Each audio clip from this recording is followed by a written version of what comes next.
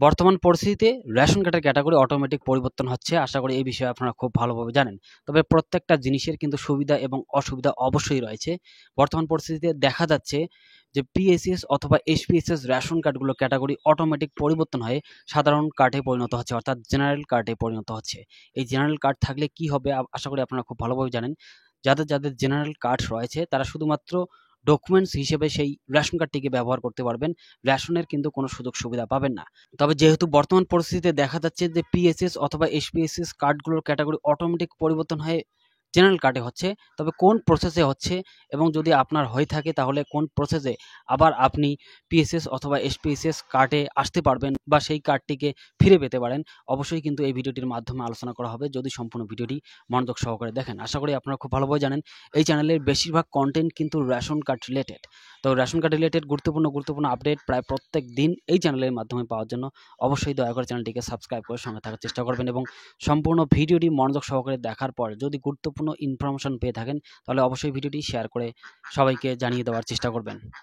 তো আশা করি আপনারা খুব ভালোভাবে জানেন যে বর্তমান পরিস্থিতিতে রেশন কার্ড অটোমেটিক ব্লক হচ্ছে, প্রায় প্রত্যেক পরিবারেই কিন্তু এই ঘটনা দেখা যায়। তবে যে প্রসেসে এই পিএসএস অথবা এসপিএসএস রেশন কার্ড থেকে জেনারেল কার্ড হচ্ছে, সেই প্রসেসটা হচ্ছে যে সর্বপ্রথমে রেশন কার্ডটি ব্লক হয়ে যাবে বা ডিঅ্যাক্টিভেট হয়ে যাবে এবং যখনই আধার লিঙ্ক করার জন্য প্রসেস অবলম্বন করা হবে অনলাইনে, ঠিক তখনই এই মেসেজটি শো করতেছে। আশা করি ডিসপ্লেতে আপনারা দেখতেই পাচ্ছেন যে আপনি আপনার রেশন কার্ডটিকে সারেন্ডার করেছেন, তার জন্য আপনি এই কার্ডের সঙ্গে, অর্থাৎ আপনার যে বর্তমান কার্ডটি রয়েছে পিএসএস থাকুক বা এসপিএসএস থাকুক, সেই কার্ডের সঙ্গে আধার লিঙ্ক করতে পারবেন না। তবে এই রকম পরিস্থিতিতে আপনার কি করণীয় রয়েছে? যদি আপনার কার্ডটি আধার লিঙ্ক করার সময় এই প্রসেস দেখায় বা এই মেসেজটি যদি শো করে যে আপনি আপনার রেশন কার্ডটিকে সারেন্ডার করেছেন, ঠিক যখনই এই মেসেজটি দেখতে পারবেন আধার লিঙ্ক করার সময়, তাহলে ভাববেন যে আপনার রেশন কার্ডের ক্যাটাগরি অটোমেটিক জেনারেল কার্ডে পরিণত হয়েছে। যদি আপনার রেশন কার্ডের ক্যাটাগরি অটোমেটিক পরিবর্তন হয় পিএসএস অথবা এসপিএসএস ক্যাটাগরিতে হয়, তাহলে রেশন কার্ডের নাম্বার একই থাকে, শুধুমাত্র ক্যাটাগরি পরিবর্তন হয়। এবং যদি আপনার রেশন কার্ডের ক্যাটাগরি অটোমেটিক পরিবর্তন হয় জেনারেল কার্ডে হয়, তাহলে কিন্তু রেশন কার্ডের নাম্বারও কিন্তু পরিবর্তন হয়ে যাবে। কারণ আধার লিঙ্ক করার সময় ঠিক এই মেসেজটি শো করবে যে আপনি আপনার রেশন কার্ডটিকে সারেন্ডার করছেন।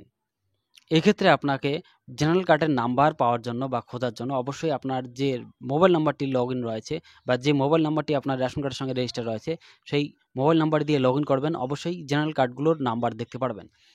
তো জেনারেল কার্ডের একটা বৈশিষ্ট্য রয়েছে, যদি জেনারেল কার্ডের সঙ্গে আধার লিঙ্ক না করেন তবুও কিন্তু জেনারেল কার্ডটি অ্যাক্টিভ থাকে। আশা করি ডিসপ্লেতে দেখতেই পাচ্ছেন জেনারেল কার্ডের সঙ্গে আধার লিঙ্ক থাকুক বা না থাকুক, জেনারেল কার্ড কিন্তু অ্যাক্টিভ শো করবে। এক্ষেত্রে কিন্তু আপনাকে সর্বপ্রথমেই মনে রাখতে হবে জেনারেল কার্ডের সঙ্গে কোনো সময় আধার লিঙ্ক করা যাবে না।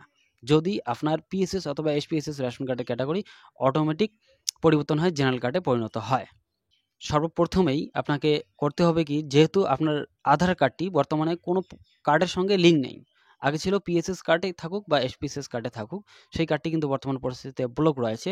আধার লিঙ্ক করার সময় দেখাচ্ছে যে আপনি আপনার রেশন কার্ডটিকে সারেন্ডার করছেন এবং আপনার নামে জেনারেল কার্ড ইস্যু হয়েছে এবং জেনারেল কার্ডের সঙ্গে যেহেতু আধার লিঙ্ক নেই, সেহেতু কিন্তু আপনারা অবশ্যই করতে পারবেন। যদি পরিবারের সবারই একই সমস্যা হয়ে থাকে, তাহলে ৩ নং ফর্মের মাধ্যমে নতুন রেশন কার্ডের আবেদন করবেন। অবশ্যই ফর্মটি অ্যাপ্রুভ হবে, কারণ আপনার আধার কার্ডের সঙ্গে কোনো রেশন কার্ড লিঙ্ক নেই। এবং যদি পরিবারের একজনের বা ২ জনের এই সমস্যাটি দেখা যায় যে অটোমেটিক পরিবর্তন হয়ে জেনারেল কার্ডে পরিণত হয়েছে, তাহলে অবশ্যই ৪ নং ফর্মের মাধ্যমে সেই রেশন কার্ডধারী নতুন রেশন কার্ডের জন্য আবেদন করতে পারবেন। আপনার পরিবারে আগে থেকে যে ক্যাটাগরির রেশন কার্ড ছিল, অবশ্যই সেই ক্যাটাগরির রেশন কার্ডই হবে। এবং যদি পরিবারের সবারই রেশন কার্ডের ক্যাটাগরি অটোমেটিক পরিবর্তন হয়ে জেনারেল কার্ডে পরিণত হয়েছে, তাহলে অবশ্যই ৩ নং ফর্মের মাধ্যমে নতুন রেশন কার্ডের জন্য আবেদন করতে হবে।